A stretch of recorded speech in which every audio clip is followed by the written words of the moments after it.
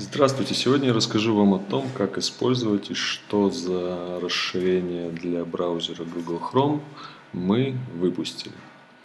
Это два расширения. Первое — это словарь TeleKG для Google Chrome, который просто ведет при нажатии на иконку на наш сайт в раздел «Словарь».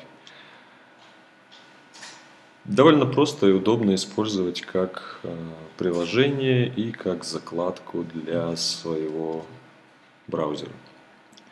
Второе расширение — это киргизско-русский словарь-переводчик, который сразу в браузере. Вот он у нас вот здесь.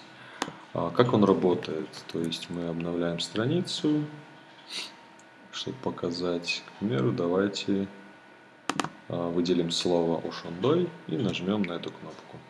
Слово уже автоматически попадает в строку поиска, и вы можете начать поиск, либо нажав на клавишу Enter, либо на кнопку поиск.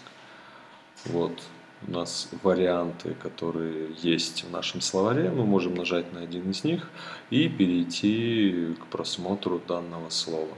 Также здесь вы можете просмотреть это видео, как это работает, перейти сразу в онлайн-словарь, либо посмотреть, какие Android-приложения у нас есть. Если вы выбираете фразу, которая у нас нет в словаре, то он пишет «ничего не найдено». Все достаточно просто и понятно. Среди Android-приложений мы постоянно добавляем новые. Приходите, смотрите. А на этом по расширениям у нас все.